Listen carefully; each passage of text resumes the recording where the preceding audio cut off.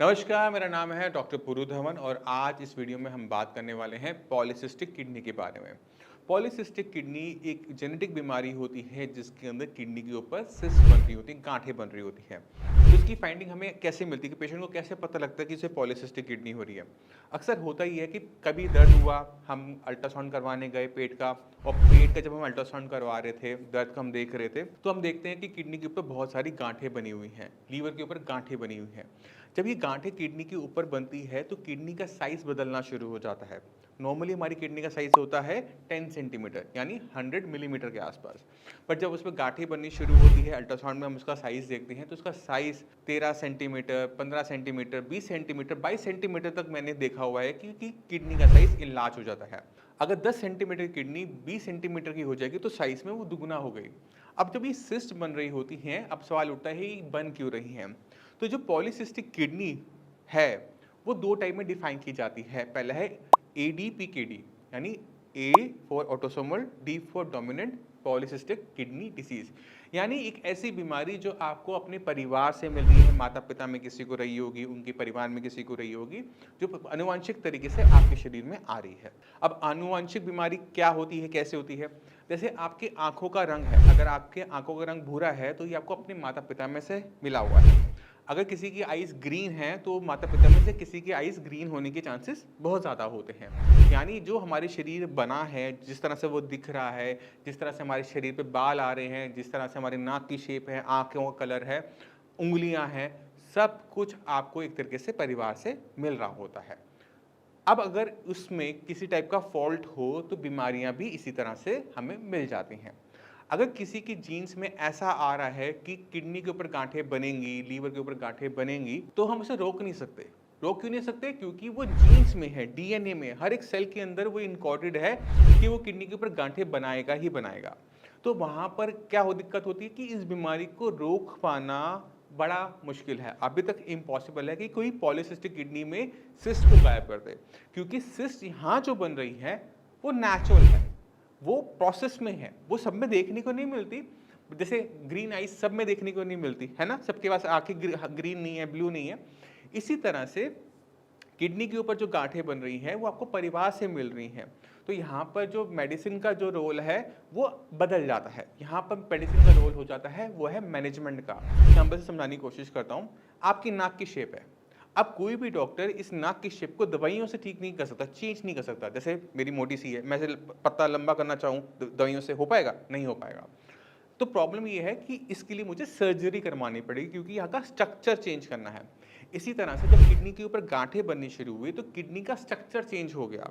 और जब स्ट्रक्चर में कोई बदलाव आता है तो कोई भी मेडिसिन अभी तक फिलहाल स्ट्रक्चर चेंज नहीं कर पाती, यानी जो गांठें बनी हुई है उसे खत्म नहीं कर सकती।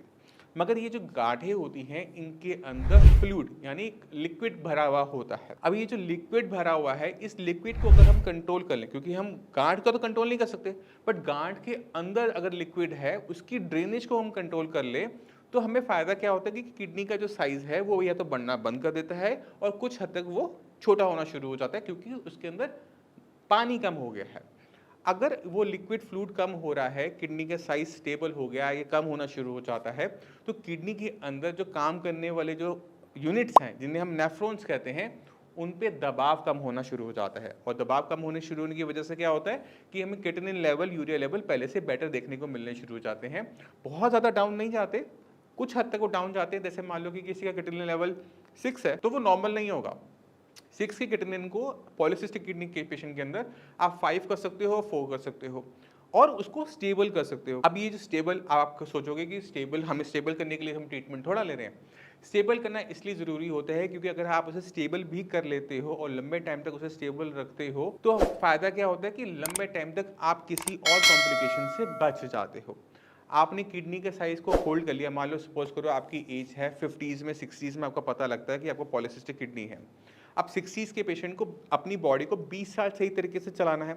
अगर 20 साल हम मान लो कि हम उस किडनी को नहीं भी होल्ड कर पाते हैं, उसमें से 5 साल, 6 साल, 7 साल भी उसको हम होल्ड कर पाते हैं कि किडनी जो है इतनी खराब ना हो कि पेशेंट को डायलिसिस हो, तो जो 5-6 साल पेशेंट को मिले हैं बिना डायलिसिस के, वो पेशेंट की लाइफ में एड अप हो जाते हैं। तो हमने क्या करना होता है कि पॉलीसिस्टिक किडनी के अंदर बीमारी को कंट्रोल करना होता है कि वो आगे ना बढ़े, और करने का तरीका बहुत सिंपल है। हम गांठों को बनने से नहीं रोक सकते, बट गांठों के अंदर लिक्विड जो है, फ्लूइड जो है, उसे कंट्रोल कर सकते हैं। तो हमारा फोकस उसी पे रहता है। दूसरा हम काम क्या करते हैं कि किडनी की फंक्शनिंग को बढ़ाते हैं, जिससे बॉडी के अंदर वेस्ट मटेरियल यानी क्रिएटिनिन, यूरिया इकट्ठा ना हो, वो टाइमली निकलता रहे और हमारी जो बॉडी है वो सही तरीके से फंक्शन करती रहे बिना किसी कॉम्प्लिकेशन के, या फिर इतनी कॉम्प्लिकेशन हो कि जो मैनेजेबल हो। तो पॉलीसिस्टिक किडनी आपको मैंने बता दी, ये ऑटोसोमल डोमिनेंट पॉलीसिस्टिक किडनी होती है, जो कि परिवार से मिल रही होती है और मैक्सिमम केसेस इसी के मिलते हैं। मगर कुछ केसेस हमें ऐसे भी देखने को मिलते हैं जहां पर autosomal recessive polycystic kidney disease होती है, यानी माता पिता ठीक ठाक हैं, उनमें से किसी को भी गांठें नहीं है, उनकी किडनी बिल्कुल फर्स्ट क्लास है, नॉर्मल किडनी है, बट बच्चे के अंदर देखने को मिल रहा है कि किडनी की जो दिक्कत है वहीं से शुरू हो रही है। अब ये क्यों हुआ, किस तरह से हुआ, ये आपको बताना बड़ा मुश्किल काम है। तो आप इसको समझो कि ये भी तो पारिवारिक ही रहा है। इसमें बस ये है कि हमें हिस्ट्री आपके पेरेंट्स में देखने को नहीं मिलती, आपकी फैमिली में देखने को नहीं मिलती, बट ये शुरुआत आपके पेरेंट्स से ही हुई है। उनको नुकसान नहीं पहुंचाया, बट आपकी बॉडी में वो नुकसान पहुंचा रहा है।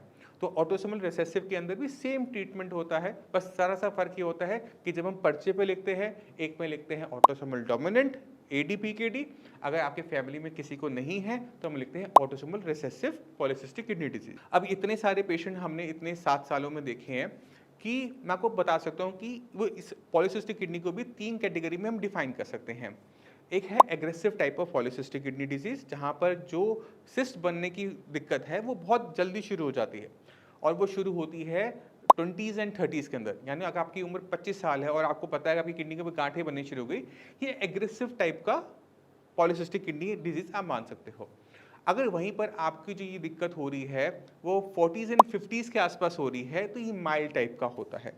और अगर वो 50s की बात इनिशिएट हो रही है कि किडनी पे गांठें बन रही हैं, यूरिन में प्रोटीन आ रहा है, तो ऐसी जो कंडीशन होती है वो माइल्ड फॉर्म में मान सकते हैं। क्यों?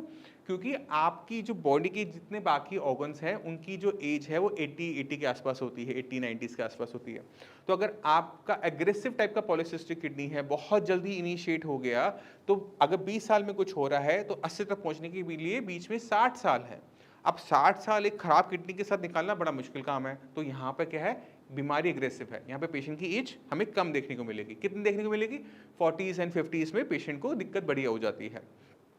इसी तरह से अगर आपको माइल्ड फॉर्म का पॉलीसिस्टिक किडनी डिजीज है, 40s-50s में आपको सिस्ट बननी शुरू हो रही है, तो यहाँ पर क्या है, यहाँ पे हमें फ़ायदा मिल जाता है। क्योंकि 40s-50s में अगर हमें दिक्कत शुरू हो रही है, हमें पता है कि हमने सिर्फ आगे 30-40 साल निकालने हैं, तो 30-40 साल अगर नहीं भी निकलते, 15-20 साल भी हमारे निकल जाते हैं, तो भी हम अपना 60s में 70s में टच कर जाते हैं, जो कि बहुत ख़राब नहीं होता। अब जाते हैं माइल्ड फॉर्म में। जैसे माइल्ड नाम है इसका, जो माइल्ड फॉर्म में क्या है कि शुरू ही 50s में हो रही है, तो यहाँ पे पेशेंट को पूरी लाइफ टाइम कोई दिक्कत नहीं होती। क्रिएटिनिन की वैल्यू ज़रूर बढ़ती है, बट क्योंकि जब दिक्कत कभी इतनी नहीं बढ़ती कि पेशेंट को लाइफ में 60s से पहले, 70s से पहले कोई मेडिकल कंडीशन हो। अब 80s में जाके पेशेंट को कुछ ना कुछ दिक्कत थोड़ी बहुत होती है, ठीक है, वो हो रही है क्योंकि बीमारी है, बट फिर भी बीमारी ने आपको टाइम दिया। तो टाइप से हमें क्या पता लगता है कि कितना टाइम पेशेंट की बॉडी अच्छे तरीके से वर्क कर पाएगी। तो मैंने आपको 3 टाइप का पॉलीसिस्टिक किडनी और बता दिया, जिसका हम डिफाइन कर सकते हैं एग्रेसिव में, मॉडरेट में और माइल्ड में। और 2 टाइप फैमिली में है या नहीं है, ऑटोसोमल डोमिनेंट और रिसेसिव।